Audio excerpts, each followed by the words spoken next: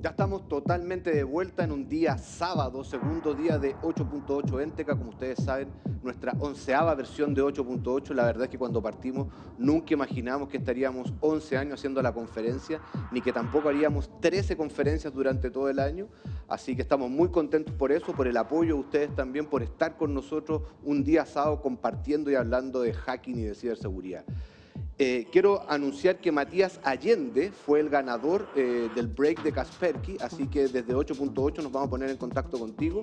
Recuerden también que durante el día tenemos descuentos en nuestra tienda de libros de Zero X Word, así que también vayan a la tienda porque pueden comprar libros con descuento. Y bueno, ahora viene un security researcher o hacker que es conocido por todos. Yo diría que ya es parte de la casa, de la familia de 8.8. No recuerdo cuántas veces ha dado charla en 8.8, le vamos a preguntar, y me refiero a Salvador Mendoza. Estimado amigo Salvador, ¿cómo está? ¿Qué tal, Gabriel? Un placer. No, muy bien. ¿Tú qué tal? Muy bien, gracias. Lamentablemente, bueno, nuevamente virtual, así que esperamos poder tenerte en un futuro cercano acá presencialmente en Chile. ¿Cuántas charlas ha dado Salvador en 8.8 ya? Creo que esta es mi tercera participación en la 8.8 ya, a nivel Santiago de Chile, porque igual he participado en otras ediciones en Bolivia, en Las Vegas también, un par de ¿Verdad? veces. 5 veces entonces en total quizás. Sí, probablemente sí. Salva, muchas gracias por estar con nosotros, muchas gracias por tu apoyo constante con nosotros y te dejo en el escenario de 8.8 Enteca. Bienvenido. Muchísimas gracias, Gabriel. Un placer estar por acá. Mi nombre es Salvador Mendoza, como ya lo menciona Gabriel. Soy investigador de seguridad y soy parte del equipo ofensivo de Ocelot, de la compañía Metabase Q. El día de hoy quiero hablarles acerca de un ataque que nombramos Pinata o Piñata, que va relacionado a los pines de tarjetas de contacto MIB o tarjetas bancarias. La idea de este tipo de ataque es que muchos nos hemos estado enfocando en el área de sistema de pagos a ataques relacionados con tecnología NFC o tecnología de radiofrecuencias y queríamos enfocarnos ahora en otro tipo de tecnologías como son este tipo de tarjetas de contacto MIB, que aunque ya tienen mucho en el mercado, hemos dejado de ver ataques relacionados a este tipo de tarjetas, ¿no? Entonces la cuestión era, ¿por qué no investigamos un poco más acerca de la seguridad que tienen actualmente y ver qué podemos extraer o qué podemos encontrar en este tipo de implementaciones, ¿no? Uh, Muchas de las personas me preguntan, oye, ¿qué es lo que te inspira a hacer este tipo de investigaciones? Y quiero mostrarles por ahí un videito acerca de esta película de Terminator 2, donde John Connor hace un ataque de fuerza bruta a un ATM, utilizando una cuenta, en este caso buscando el PIN de una de las cuentas para poder obtener dinero. Y a mí se me quedó muy grabada esta escena cuando veíamos la película de Terminator 2. Estamos hablando de una película de 1992, casi 30 años, ¿no? Y la idea de poder hacer un ataque de fuerza bruta a los sistemas actuales siempre estuvo presente, ¿no? La idea principal era poder, de cierta forma, tener, no solo obtener el dinero, ¿no? Como John Connor, sino al final tener esa pequeña sonrisa en la cara, ¿no? De que es factible poder hacer este tipo de ataques. Entonces, para iniciar sobre esta investigación, tengo una pequeña agenda que vamos a cubrir, que básicamente es una pequeña introducción a la terminología dentro de los sistemas de pagos de contacto MIB, cómo se mueve una transacción o el flujo de la transacción desde que se inserta la tarjeta en la terminal o en el sistema de pagos hasta que llega a la institución financiera, ¿no? Y qué es lo que pasa en esta institución financiera y cómo se hace esa autorización de la transacción. También vamos a hablar acerca de una mala implementación que puede conllevar a que un ataque de fuerza bruta sea factible a este tipo de tarjetas. Y finalmente hablaremos acerca de los demos y unas conclusiones relacionadas a esta investigación. Es importante mencionar que mucha de la terminología que vamos a estar manejando va relacionada no solo a un tipo de sistema de pago, ¿no? Sino que la podemos relacionar con otro tipo de sistemas de pagos como son sistemas de pagos NFC o sistemas de pagos de contacto. Perdón, de banda magnética. En este caso, nos vamos a enfocar directamente a tarjetas MV o de inserción dentro de las terminales. Sobre los conceptos terminológicos que vamos a estar manejando, vamos a hablar sobre elemento seguro o secure element, que básicamente es una parte del chip que le permite a la tarjeta guardar secretos, o en este caso los certificados, para validar esa transacción, ¿no? Básicamente la terminal cuando envía un reto, la tarjeta tiene que básicamente firmar ese reto, enviárselo hacia la terminal y esta lo tiene que verificar, ¿no? CVM es la verificación del dueño de la tarjeta o el cardholder verification, que básicamente pueden ser de diferentes formas, ¿no? Una transacción se puede verificar o una persona se puede verificar utilizando un PIN o utilizando una firma o utilizando otro medio que puede ser incluso no una verificación, que es una de las características que tienen las tarjetas del lado del continente americano por el tipo de versión que tenemos en MV, a diferencia de la versión que tienen, por ejemplo, en Europa, ¿no? El protocolo APDU, que básicamente el protocolo APDU es Application Protocol Data Unit, que nos va a servir para establecer esa comunicación entre la terminal y la tarjeta. Este protocolo también lo vemos en implementaciones NFC. Básicamente es la capa número 7 o la capa de aplicativa y que también lo podemos ver incluso en dispositivos celulares, ¿no? Realmente la comunicación que hace el celular con el chip SIM va sobre el protocolo APDU. La característica principal de este protocolo es que es un protocolo que no va cifrado y pues se puede interceptar la comunicación para poder analizarse y de cierta forma en un futuro poder explotarse si se encuentra algún tipo de falla sobre la comunicación. Otro tipo de terminología es Integrated Circuit Card, que básicamente es el circuito integrado de la tarjeta, que muchas veces lo llamamos IMB o también lo llamamos ISC, ¿no?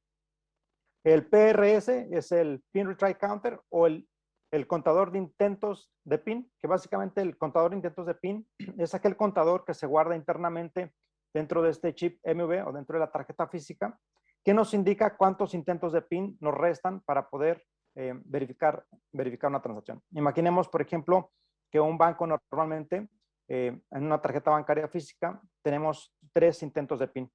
¿Qué es lo que pasa? Imaginemos que yo trato de hacer una transacción, la terminal me pide que ingrese mi PIN, ingreso un PIN incorrecto y al momento de que ingreso un PIN incorrecto, este contador comienza a decrementarse, ¿no?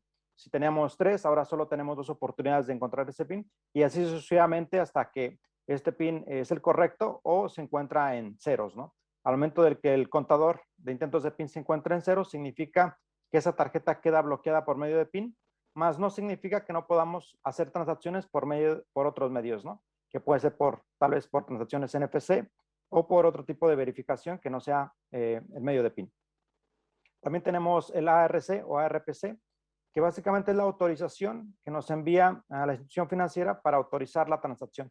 Es uno de los últimos pasos para poder tener la transacción o hacer la transacción, que puede ser que la transacción sí tiene el saldo, la cuenta sí tiene el saldo suficiente para hacer la transacción, o que la institución financiera básicamente denegó la transacción por diferentes tipos de circunstancias, ¿no? Que puede ser porque no hay fondos suficientes o no estás autorizado para hacer esa transacción en ese país en específico. Pero esto lo vemos ya en la última parte de esta comunicación entre la tarjeta, la terminal y la institución financiera, ¿no? Y lo vamos a ir viendo un poco más en detalle todo este tipo de conceptos durante la charla. Entonces, toda esta investigación va relacionado solo a sistemas pagos de contacto MV y vamos a dejar de lado un poco lo que son las transacciones NFC o transacciones de banda magnética. ¿Qué es un pago de contacto? Básicamente es cuando nosotros, por medio de nuestra tarjeta física, la insertamos, o también conocido como DIP, en la terminal, y comienza esta comunicación donde la terminal envía el primer comando a la tarjeta y la tarjeta responde, ¿no? Dependiendo de cierto tipo de comando, la tarjeta va a ir respondiendo a este flujo de datos. Entonces, ¿qué es lo que pasa cuando nosotros insertamos inicialmente la tarjeta en la terminal? La tarjeta inicialmente es detectada y se resetea. Comienza el listado de aplicaciones. Dentro de este listado de aplicaciones, la tarjeta presenta qué tipo de tarjeta es, que puede ser una tarjeta Mastercard, una tarjeta Visa. En ese momento, la terminal selecciona ese tipo de tarjeta y comienza a obtener datos de la tarjeta, ¿no? Y comienza un flujo que va hasta que la transacción es completada. Dentro de este flujo tenemos 2 cosas muy importantes. Una es la verificación del cardholder, que puede ser por medio de PIN o otro tipo de verificación, o puede ser que la transacción se haga online o offline. ¿Qué significa esto? Hacer una transacción online es, por ejemplo, cuando nosotros vamos a una ATM, metemos nuestra tarjeta y ponemos nuestro PIN. Todas las transacciones que se hacen en ATM tienen que ser verificadas online. Básicamente el PIN es tomado, es cifrado, es enviado a la institución financiera esta verifica el PIN dentro de la base de datos y envía la respuesta, ¿no? Entonces se tiene que hacer por medio de Internet. Un proceso offline es que básicamente ese PIN que cuando está haciendo la transacción, por ejemplo en una terminal, tal vez la terminal no cuenta con una conexión a Internet y la verificación se hace directamente hacia el chip de la tarjeta, lo que significa que el PIN está guardado dentro de la tarjeta física, ¿no? Entonces, aquí podemos sacar una conclusión. Se podría decir que podemos nosotros tener dos pines en una misma tarjeta física, porque realmente un PIN está del lado de la institución financiera y otro PIN está guardado dentro de la tarjeta física, ¿no? Claro, siempre manejamos el mismo PIN para transacciones online y offline, porque realmente cuando hacemos el setup de este PIN, realmente se guarda ese mismo PIN en ambos lados, ¿no? Entonces, tenemos esos dos tipos de transacciones. Una que se verifica de forma automatizada por medio de Internet y otra que se verifica por medio de la tarjeta física con este PIN que está guardado dentro del chip MV. Y finalmente se termina la transacción. Para ver un poco más en detalle el proceso de cómo es esta comunicación, tengo este pequeño diagrama donde podemos ver cómo la terminal inicialmente comienza a enviar comandos a la tarjeta y esta comienza a responder, ¿no? Como les comentaba, se selecciona la tarjeta, comienza un listado del tipo de tarjeta que es, y básicamente comienza a leer los records de información de la tarjeta. Esta fase se le llama card authentication o la autenticación de la tarjeta, perdón. Y después tenemos la verificación del card holder. Dentro de esta verificación del card holder es donde nosotros, o la terminal en este caso, nos pide que ingresemos un PIN para hacer la verificación o que agreguemos una firma o algún otro tipo de verificación que se pueda manejar. Aquí necesitamos comenzar a pensar cómo es que la terminal sabe qué tipo de verificación puede manejar la tarjeta o qué tipo de tecnologías maneja la tarjeta, ¿no? En este punto es donde se hace este tipo de comunicación.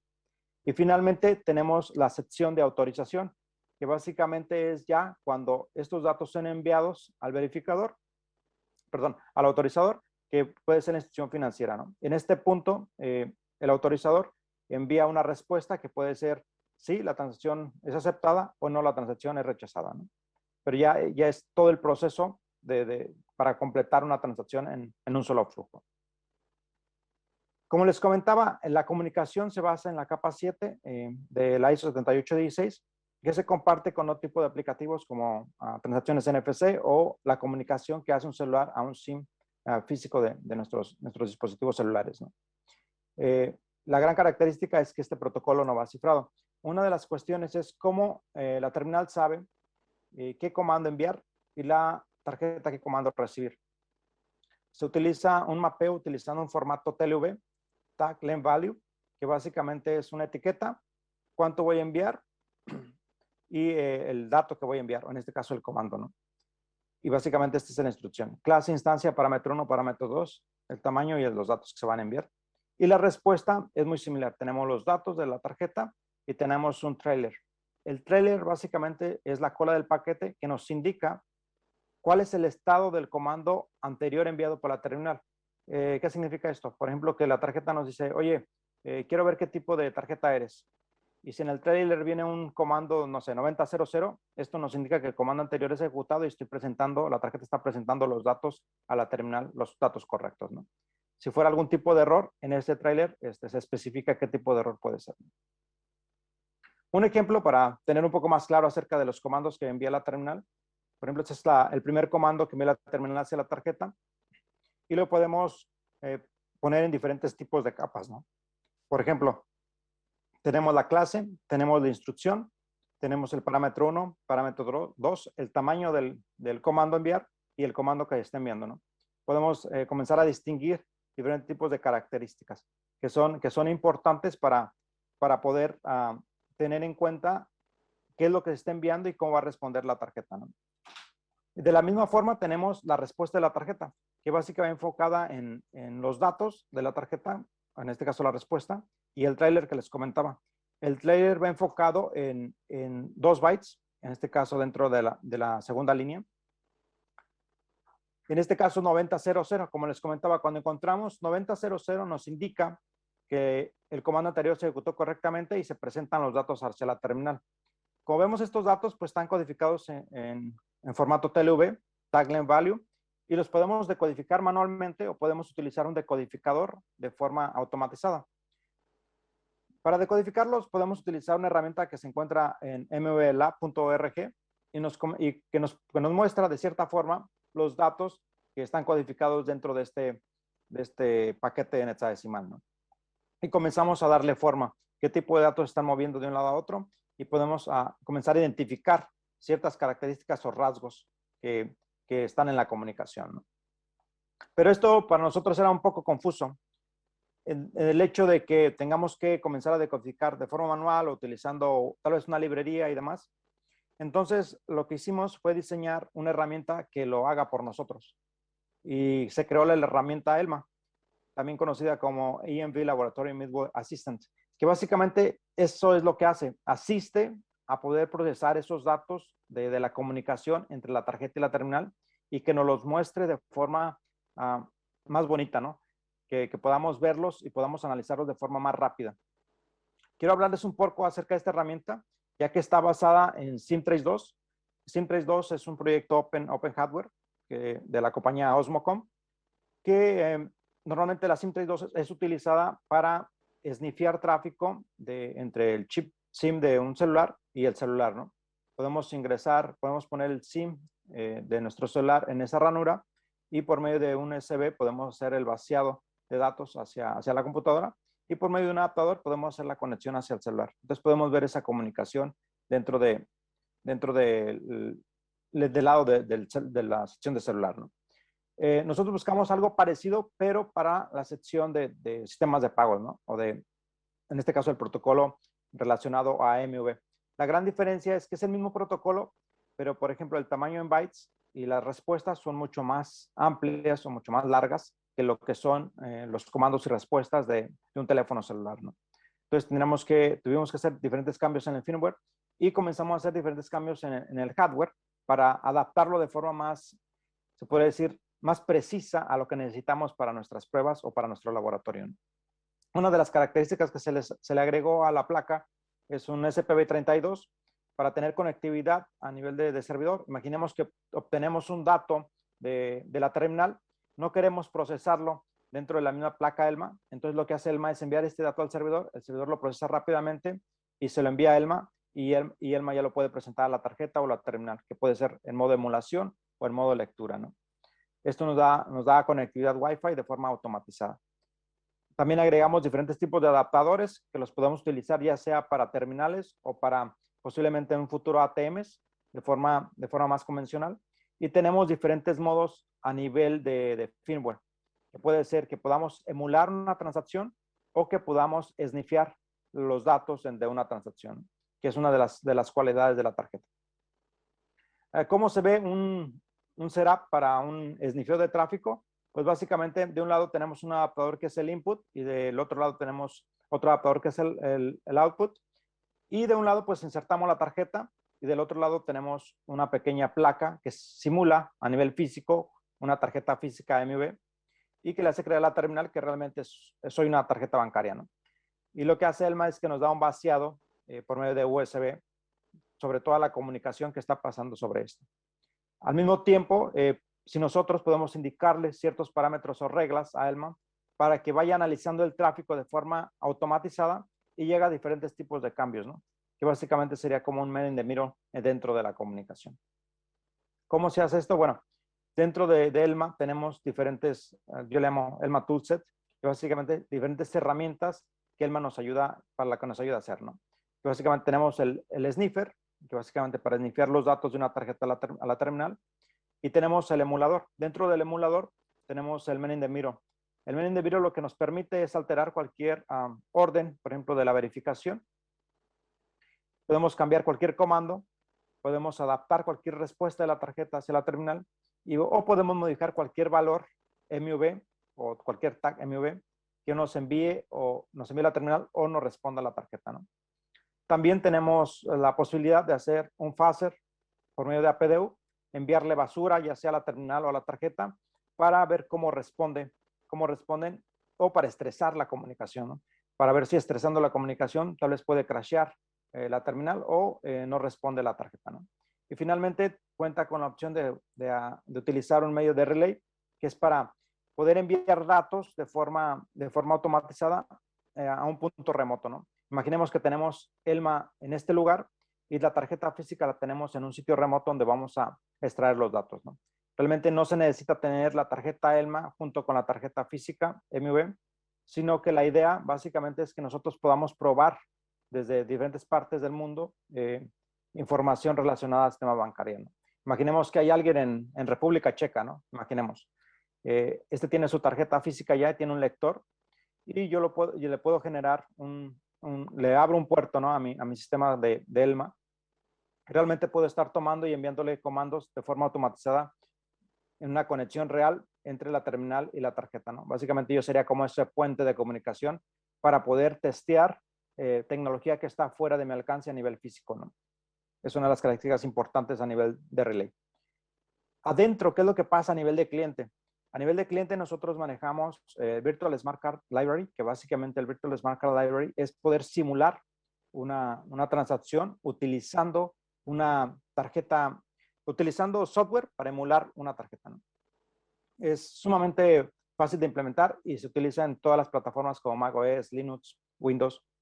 Y la idea primordial es que es open source y nos ayuda a una característica muy importante, que es que genera lectores virtuales o simuladores virtuales. ¿Qué es esto?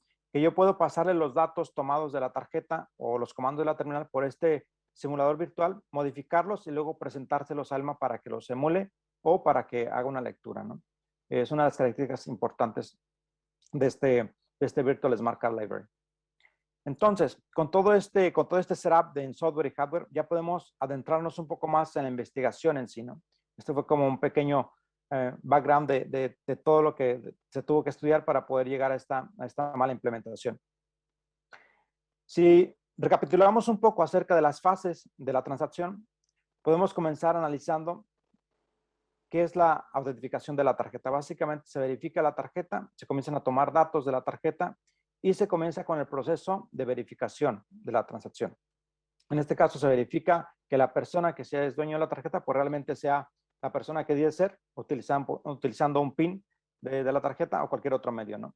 Y finalmente está la autorización de la transacción. Nosotros en este punto nos vamos a enfocar en la verificación del card holder. En esta fase del card holder, lo que vamos a hacer es que vamos a identificar qué tipo de verificación puede manejar una tarjeta y asimismo poder entender qué es lo que hace la terminal para utilizar este tipo de verificación. La primera fase y la segunda fase la podemos hacer incluso sin ninguna terminal válida. Podemos tener cualquier tipo de lector de chip MV y podemos hacer las dos primeras fases. La fase de la autorización, claro, ya tiene que ser con una terminal que tenga los certificados válidos para hacer este tipo de transacciones, ¿no? Pero entonces, ¿qué son este tipo de verificaciones o el Card Holder Verification Method? Básicamente es un listado del tipo de verificación que puede manejar una tarjeta, ¿no? Una transacción. Primero, una de las reglas es que el CBM no es requerido. Básicamente es una regla. ¿Qué es lo que pasa si el CBM es procesado de forma incorrecta? Después tenemos la firma en papel, que muchos hemos utilizado a nivel de crédito, por ejemplo, muchas veces. Tenemos la verificación de PIN online, cifrado. Tenemos la verificación de PIN en texto plano, utilizando el chip MV. Tenemos PIN no cifrado y firma. Y tenemos el PIN cifrado por medio del chip MV. O tenemos el PIN cifrado y firma por medio del chip MV.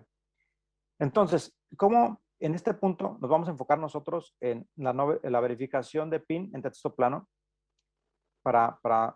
Básicamente es a lo que va la investigación. Pero cómo la tarjeta le contesta a la terminal, oye, estos son mi listado de verificaciones. Estos son el tipo de verificación que yo puedo implementar o mi tecnología me permite o la configuración de mi tarjeta me permite hacerlo. Dentro de esta respuesta, básicamente el tag o la etiqueta 8E nos indica qué es el tipo o listado de verificación que maneja la tarjeta, ¿no? Ya si la decodificamos, comenzamos a ver este listado más en texto plano, se puede decir de cierta forma, para poder darle una idea mucho más clara, ¿no? El 8E nos indica que es el listado de verificación o método de verificación que va a manejar la tarjeta. Pero ahora necesitamos decodificar qué son estos números en hexadecimal, ¿no? ¿Qué tipo de verificación se implementa en esta tarjeta? Y pues tenemos un listado de 4203 que nos dice que el PIN tiene que ser cifrado y verificado en Internet si la terminal soporta este tipo de verificación. Después tenemos el 4403, que es el PIN cifrado por medio del chip si la terminal lo soporta, ¿no? Y finalmente tenemos un texto plano del PIN verificado por medio del chip MV si la terminal lo soporta. Tenemos firma y finalmente que no se requiere ningún tipo de verificación para hacer una transacción. Este listado suena un poco lógico al momento de que aplicamos las reglas, porque realmente es un listado que la terminal va tomando la primera regla, 4203, y la va aplicando, ¿no? Si puede aplicarla en la terminal, esa es la regla de mayor seguridad, ¿no? Básicamente son reglas de seguridad que se van aplicando a la transacción. Imaginemos que yo tengo la regla 4203, se le presenta a la terminal. Entonces, si la terminal puede hacer un cifrado y una verificación de este PIN online, esta va a ser la primera regla a tomar, ¿no? Pero cuenta con diferentes reglas. ¿Qué pasaría, digamos, de forma ahí, pregunto para el auditorio, qué pasaría si yo muevo la última respuesta de no CVM required a la primera posición? Básicamente lo que estaremos haciendo, como no hay pues los datos no van cifrados, no hay una verificación de, ya sea de MAC o de algún tipo de hash o demás, podemos hacer este movimiento y podemos de cierta forma bypassear ese tipo de verificación, ¿no? Pero nosotros nos vamos a enfocar mucho más, que podría ser otra charla aparte, ¿no? De esta que estoy dando. Nos vamos a enfocar en la regla 4103, que es la regla primordial para esta investigación. ¿Cómo se hace la verificación a nivel de chip si la tarjeta lo soporta? Para hacer una verificación a medio de chip, básicamente la terminal le va a enviar un comando en texto plano y con el PIN en texto plano hacia la terminal, ¿no? Básicamente queremos verificar el PIN 1234.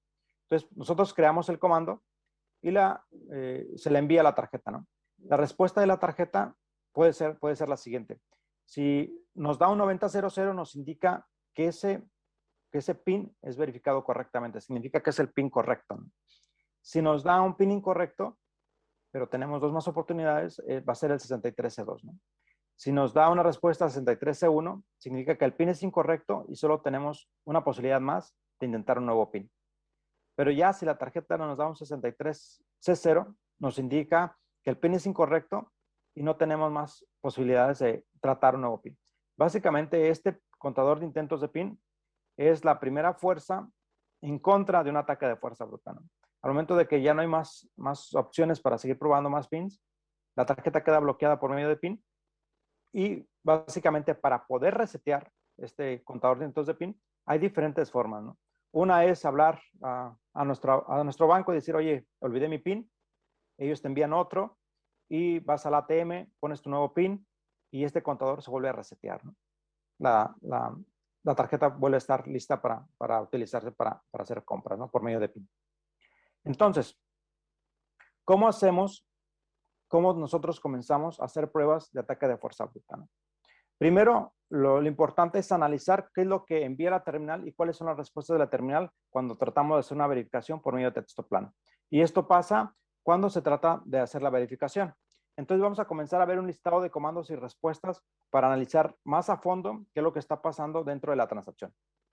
Entonces, lo primero que hace la terminal es que verifica cuál es el contador de intentos de PIN, cuántos intentos tiene para poder verificar el PIN, ¿no?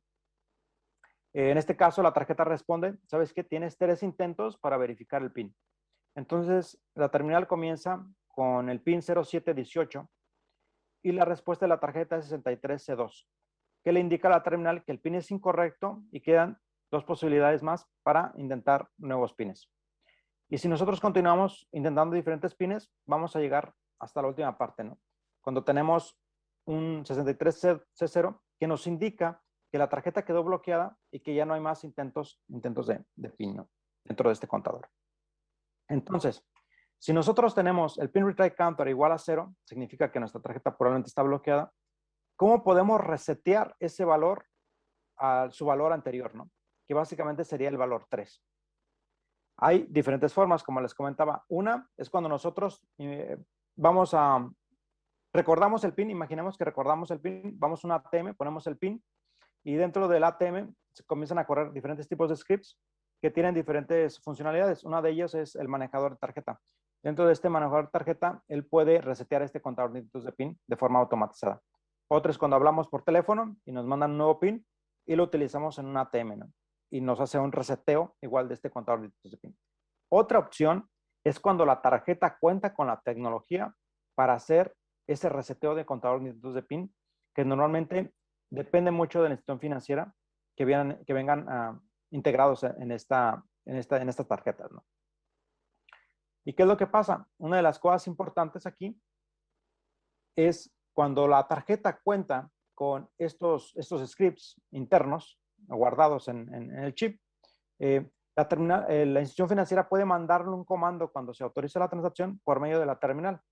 Dentro de este comando, dentro de la respuesta de autorización o no, hay una sección que se llama SSU o Card Status Update, que contiene datos específicos para enviarle a la tarjeta desde la terminal y actualice cierto tipo de cosas. En este caso, que puede ser el contador de intentos de PIN de forma automatizada, ¿no? Entonces, esto pasa en la última sección, ¿no? Básicamente, en el último comando que envía la terminal hacia la tarjeta, indicándole si la transacción fue aprobada o no. Y del mismo modo, puede enviarle un comando que le indica, actualiza esta información dentro del chip. Claro, si cuentas con la tecnología correcta, ¿no? Todo esto dentro de la autorización de la transacción. Pero, ¿cómo vemos nosotros ese comando que envía la terminal hacia la tarjeta en la última fase de la transacción, ¿no? Normalmente, este es un comando normal cuando el contador de intentos de PIN es mayor a 0. Una de las grandes diferencias es el 0012 y cuando este contador de intentos de PIN está en 0, cambia a 031A. Este comando me indica que realmente la institución financiera está reseteando ese contador de intentos de PIN en la siguiente transacción. ¿Cómo puedo hacer esta siguiente transacción si mi PIN está bloqueado? Bueno, yo puedo forzar a hacer una transacción por medio de, ya sea de NFC, puedo hacer una transacción sin ningún tipo de verificación o puedo hacer una transacción por medio de firma, ¿no? Cualquier tipo de transacción que sea permitida y si la institución financiera envía este tipo de comandos a la tarjeta, resetea ese contador de intentos de PIN y ya puedo continuar utilizando otros pines para averiguar algún tipo de PIN fuera de los otros 3 que ya probé anteriormente, ¿no? Que básicamente sería una forma de hacer el ataque de fuerza bruta. Si comenzamos a verificar exactamente cuál es la información que de este comando hacia la tarjeta, podemos ver que ese 031A es parte de la autenticación de los datos de la institución financiera que se están enviando en la parte final de la transacción. Entonces, ¿cuáles son los 2 requisitos para poder hacer este ataque de piñata? Primero, que la tarjeta cuente con una verificación en texto plano del PIN. Y segunda, que la institución financiera resetee el contador de intentos de PIN en la siguiente transacción cuando este contador se encuentra en 0, ¿no? Esa es una de las grandes características para este tipo de ataque. Para el setup de este ataque, nosotros implementamos una GPD Pocket 2 por la funcionalidad y por lo pequeño del dispositivo. Y claro, una de las características es que este dispositivo es sumamente potente, ¿no? A diferencia de otros pequeños Pocket que vemos por ahí. Utilizamos un lector SCR3310 para leer datos de la tarjeta física, que básicamente es un lector sumamente barato que se puede encontrar en cualquier parte de Internet. Y utilizamos, claro, la tarjeta ELMA, que va a ser nuestro asistente, y un sistema de pagos que se llama SAMAP. Este sistema de pago SAMAP es un sistema de pago real que lo podemos implementar en nuestro dispositivo móvil, ¿no? Y para automatizar el proceso de transacciones, voy a utilizar un aplicativo que se llama AuroClicker. El AuroClicker lo que te permite es generar macros de donde das clic dentro de la pantalla para automáticamente correrlos después y lo haga por ti de forma automatizada, ¿no? Entonces, a nivel general, este es mi setup para hacer un ataque piñata, que básicamente voy a tomar los datos por el lector, van a pasar por el cliente, van a enviarse a Elma los va a emular en la terminal. cuando reciba un comando de la terminal, Elma va a tomar esos datos, ese comando, los va a enviar al cliente, este los va a procesar y se los va a presentar a la tarjeta, ¿no? Todo dentro de este cliente, pues podemos tener reglas que nos permitan hacer ataques de fuerza bruta, modificar comandos y respuestas y demás, ¿no? Que lo vamos a ver un poquito más adelante, ¿no? A nivel interno, dentro del cliente, esto es lo que está pasando, ¿no? Tenemos el lector de tarjetas que va a ser el cliente, que pasa por la librería Virtual Card Reader. En esta Virtual Card Reader lo que hace el cliente es verificar si hay alguna regla que aplique, como el cambio de una respuesta o el cambio de un comando. Y si no hay ninguna regla o si se pasa por un proceso, la respuesta se envía a Elma y Elma toma ese dato y se le presenta a la terminal, ¿no? Emulándola. La terminal envía el comando hacia Elma, Elma lo presenta al cliente, en este caso a Virtual Card Reader, se procesa ese comando dependiendo de las reglas que se hayan aplicado y después el resultado se le proporciona a la tarjeta, ¿no? En este caso utilizando el Card Reader. Todo esto de forma automatizada. Entonces, nuestro ataque se divide en estas fases. Vamos a hacer una transacción normal, y vamos a verificar si esta transacción cuenta, o en este caso la tarjeta cuenta, con una verificación de texto plano por medio de PIN, ¿no? El PIN en texto plano. Después de esto, se va a verificar si el contador de intentos de PIN es mayor a 0. Si es factible que sea mayor a 0, se va a hacer un ataque de fuerza bruta con 3 diferentes pines. Si no se encuentra ninguno de los pines, si no, el pin no es el correcto, se va a realizar otra transacción por medio de no verificación para resetear ese contador de intentos de PIN, ya que esta tarjeta en específico cuenta con esa tecnología para resetear el contador de intentos de PIN si se genera una nueva transacción que no sea por medio de PIN, que es una mala implementación. Pero imaginemos, yo hago un ataque de fuerza bruta a 3 pines diferentes y mi contador de intentos de PIN está en 0. Después de esto ocupo hacer una transacción real y al momento de hacer esta transacción real, pues ocupo hacer un cargo, ¿no? Y pues no quiero gastarme el dinero básicamente tratando de resetear este contador de intentos de PIN. Entonces lo que hago por medio de Elma es evitar la última respuesta de la tarjeta hacia la terminal, ya que de todas formas el último comando que envió la terminal a la tarjeta ya fue aplicado al chip de la tarjeta, ¿no? Entonces si yo evito la última respuesta, realmente la transacción no va a pasar y la terminal va a creer que hay un error de comunicación. Con esto evito que se haga el cargo a mi tarjeta y automáticamente resetó el contador de intentos de PIN sin necesidad de que me hagan el cargo en la transacción. Por aquí tengo un demo. En este caso voy a correr el cliente y voy a correr el macro, que básicamente lo que va a hacer es comenzar a hacer una transacción, ¿no? Al momento de comenzar a hacer la transacción, es una transacción normal. Y en este caso el cliente lo que va a hacer es verificar si la tarjeta física de este banco, en este caso de débito, cuenta con un verificador en texto plano de los pines, ¿no? En este caso lo tiene. Y comienza con los primeros pines 0715, 0716, 0717 y nos indica que esa transacción, esos pines no son los correctos, ¿no? Entonces lo que hace automáticamente es generar otra nueva transacción para resetear ese contador de intentos de PIN y comenzar a tratar otros diferentes pines. En este caso 0718, 0719, 0720. Ninguno de estos es el correcto. Se vuelve a hacer otra transacción para resetear este contador de intentos de PIN hasta que finalmente se encuentra el PIN correcto, ¿no? En este caso el 0721 no es correcto, pero el 0722 es correcto porque la respuesta de la tarjeta es 9000. Esto nos indica que ese PIN realmente es el válido para hacer transacciones utilizando esta tarjeta física, ¿no? Ya con este PIN, lo que nosotros podemos hacer es, tenemos control total de la tarjeta, ¿no? Podemos cambiar el PIN, podemos hacer transacciones físicas, como si fuera nuestra la tarjeta literalmente. Entonces, pues lo que hacemos es probar el PIN, literalmente, y vamos a hacer una transacción. Aquí le dije que no quería cashback, ya será mucho abuso, ¿no? Aparte de los 50.25 que voy a cargar la tarjeta. Y verificamos el PIN, ¿no? La transacción es aprobada porque realmente es el PIN correcto, ya que ya fue verificado por medio del chip, ¿no? Y Realmente de mi parte es todo. Realmente la implementación, en este caso, el problema de la implementación es que para hacer este reseteo de contador de intentos de PIN, debe de haber un mayor control, ¿no?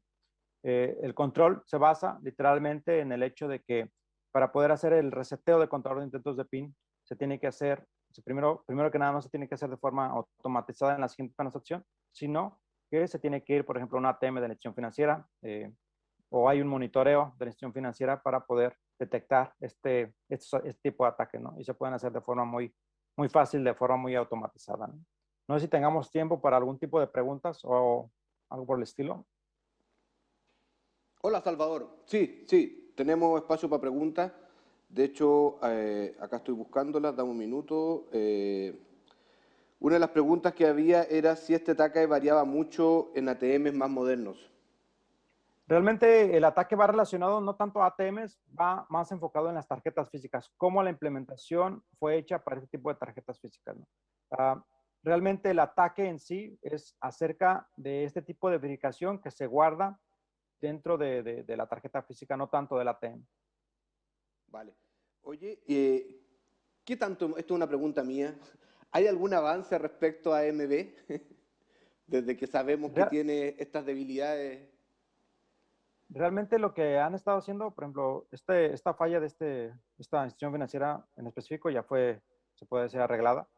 La forma en que lo hicieron es que hicieron una detección temprana sobre el ataque y están monitoreando básicamente cuántas transacciones se hacen eh, o cuántas transacciones está haciendo la tarjeta de forma constante, ¿no? Y también lo que hacen es verificar por qué, si la tarjeta no es una transacción, por qué su contador está en cero, ¿no? O sea, hay diferentes tipos de reglas o alertas que se pueden utilizar para poder hacer este tipo de detección. Pero es más que nada ya cómo se monta la implementación a nivel de protocolo MB, pues estamos todavía por ahí con ciertos problemas por el hecho de que el protocolo no va cifrado, ¿no? Claro. Y me imagino que sigue habiendo el problema de que si se implementó la autenticación estática, siguen habiendo esos mismos problemas que sabemos. Exacto. Realmente lo vemos también incluso en nuevas tarjetas, ¿no?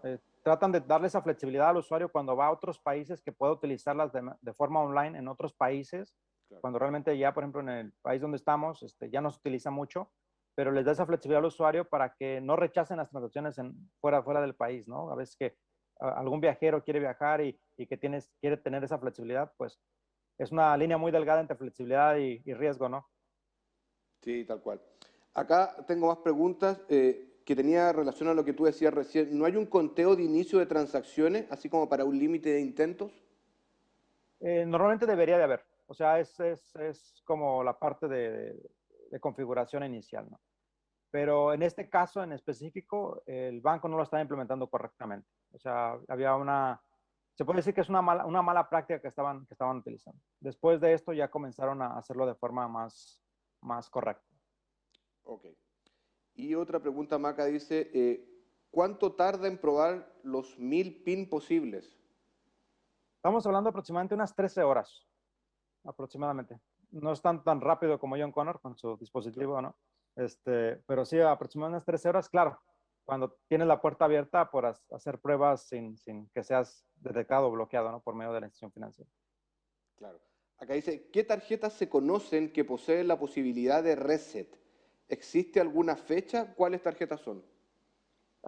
Esta tarjeta en específico es de 2017, la versión 2017 no sé exactamente la marca del chip porque no me la proporcionaron. Um, y en este caso fue una tarjeta de Mastercard. Vale, No puedo dar más detalles por ahí. de más. Dice, ¿puede el banco saber que el PIN fue reseteado? ¿La tarjeta se lo dice cuando está online? Realmente sí puede decirle cuando el PIN fue reseteado, ya que realmente el autorizador es quien resetea el PIN. O sea, literalmente es el que envía el comando a la tarjeta para que lo resetee. Realmente lo que pasa es que cuando nosotros hacemos la transacción, una transacción por medio de firma, por ejemplo, que no sea por medio de PIN, en el último comando que le envía la tarjeta, perdón, la respuesta a la terminal, la tarjeta le indica, oye, mi contador está en cero, por ejemplo. Voy a ocupar que me resetees el contador de intentos de PIN o dime qué es lo que tengo que hacer. Entonces, en ese momento, la institución financiera ya sabe que esa tarjeta su contador está en cero, ¿no? Entonces, aquí la mala práctica es que la institución financiera reseteaba de forma automatizada ese contador de PIN cuando se presentaba en cero. Ah, ok. Y dice, ¿el exploit ya está registrado con un CVE? Realmente no fue registrado como un CVE. Realmente ellos lo manejaron como una mala práctica del lado de las instituciones, ¿no? No fue tanto yo inicialmente pensaba que era una falla a nivel de hardware de las tarjetas, pero finalmente se llegó a la conclusión. Primero pasó de crítico, luego pasó a una falla moderada, y finalmente se decidió que realmente era una falla de implementación del lado de la institución financiera de las tarjetas, no tanto a nivel de la tarjeta o algo por el estilo. Entonces, por eso que no se le dio un seguimiento de CVE, por ejemplo. Ajá. Y acá me van a mandar... bueno, yo tengo una pregunta fuera de la investigación, que vi ahí que estaba ocupando un dispositivo SumUp. ¿Te tocó alguna vez auditar ese dispositivo? ¿Puedes dar alguna opinión sobre eso? No, realmente no. Ese dispositivo en específico no. Ya que otros dispositivos de sistemas de pago sí, pero en específico esta marca no. Y es por eso que realmente lo pongo en el video, porque no me ha tocado Vale. revisarlo, sí. Súper, te pasaste, Salvador. Muchas gracias. Como siempre, tus investigaciones causan revuelo por lo que puede pasar en el sistema financiero. Así que nos encantan tus investigaciones, sobre todo a mí, que como tú sabes me apasiona mucho el tema de las tarjetas de crédito y eso. Así que muchas gracias. Esperamos, ojalá, como te lo dije al principio, tenerte el próximo año quizás contando una nueva investigación acá en Chile o en otro país de 8.8. Muchísimas gracias, Gabriel. No, realmente un placer poder ser parte de esta conferencia. Gracias, Salva. Cuídate mucho. Hasta luego. Y nosotros volvemos en apenas un minuto. Les quiero recordar, sí, que viene Palo Alto. Va a estar Palo Alto entre 15:10 y 15:20 con premio sorpresa.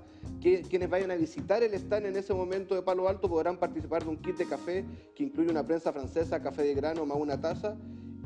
Por lo tanto, entre los visitantes del stand se va a hacer este sorteo. Y no se muevan de donde estén conectados en este momento, porque viene un crédito local, viene Agustín Salas, así que no se lo pierdan. Nos vemos en apenas unos minutos más.